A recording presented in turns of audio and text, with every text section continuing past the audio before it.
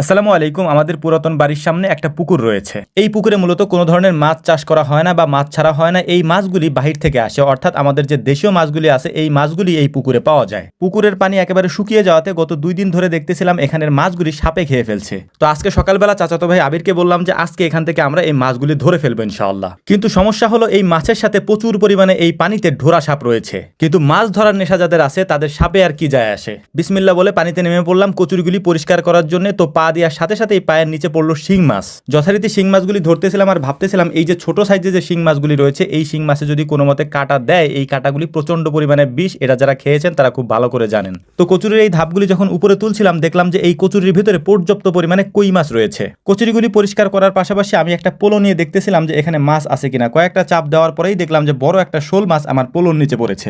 স্বাভাবিকভাবেই আবদ্ধ পুকুরে আমরা যেসব সাদা মাছ বা যেসব মাছ আমরা চাষ করি ওই মাছ ধরার মধ্যে আর এই দেশি মাছ ধরার মধ্যে অনেক পার্থক্য রয়েছে, অনেক আনন্দ রয়েছে। এই মাছগুলি সম্পূর্ণ প্রাকৃতিকভাবে বড় হয়েছে এবং এই মাছগুলিকে ছাড়া হয়নি, প্রকৃতি থেকেই এসেছে। তো যাই হোক, মাছ ধরার সময় সব থেকে বেশি যে সমস্যা আমাদেরকে পড়তে হয়েছে সেইটা হচ্ছে এখানে পর্যাপ্ত পরিমাণে সাপ রয়েছে, যেটা আমি ভিডিও শুরুতেই বলেছি।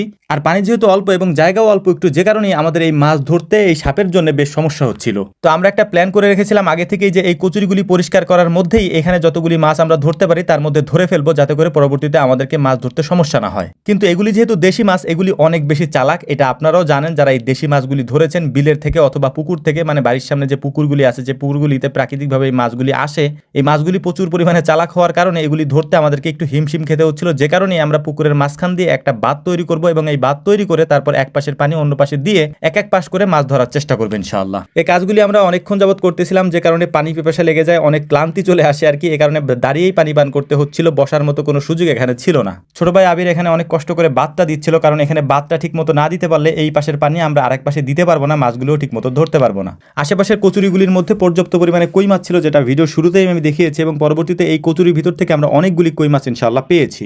জায়গা ছোট থাকার কারণে আমরা যেহেতু 3 জন ছিলাম, এই 3 জনের পালাক্রমে এই পানিগুলিকে সেচে এক পাশের পানি অন্য পাশে দেওয়ার চেষ্টা করতেছিলাম, যাতে করে খুব দ্রুত আমরা এই জায়গাটাকে শুকিয়ে মাছগুলি ধরতে পারি। জায়গা যেহেতু এখানে অল্প, যে কারণেই আমরা এক পাশের পানি অন্য পাশে তেমন একটা দিতে পারি নাই। এক পাশের পানি দিতে দিতে দেখলাম যে আরেক পাশে পানি চলে আসে আর কি। যাই হোক, আমরা শোল মাছগুলি, বড় বড় যে শোল মাছগুলি ছিল এই শোল মাছগুলি ধরার চেষ্টা করতেছিলাম। যে সাপগুলি এখানে ছিল, জায়গাটা পরিষ্কার করার কারণে সাপগুলি এখান থেকে উঠে গিয়েছে এবং কিছু সাপকে আমরা তাড়িয়ে দিয়েছি এখান থেকে। তো যাই হোক, আলহামদুলিল্লাহ মোটামুটি আমাদের মাছ ধরার কাজটা অনেক অংশেই শেষের দিকে এখন, কারণ আমরা পুরো পুকুরটা সেচতে পারবো না, ওই পাশের পানি এই পাশে চলে আসতেছে, যে কারণে আমরা খুব দ্রুত মাছগুলি ধরার চেষ্টা করতেছিলাম পোলো দিয়ে, মানে পোলো চাপিয়ে। তারপর হচ্ছে যে বড় বড় যে শোল মাছগুলি আছে সেই মাছগুলি যাতে ধরা যায় সেটার জন্যই মূলত হচ্ছে পোলো চাপিয়ে চাপিয়ে তারপর মাছগুলি ধরার চেষ্টা করতেছিলাম। তো একটা ফলি মাছও আমরা পেয়েছি, মানে ফলি মাছগুলি সাধারণত এমনি পাওয়া যায় না, তো আমরা একটা পেয়েছি আলহামদুলিল্লাহ। যদিও মাছটা অনেক ছোট, তারপরেও যেহেতু ইউনিক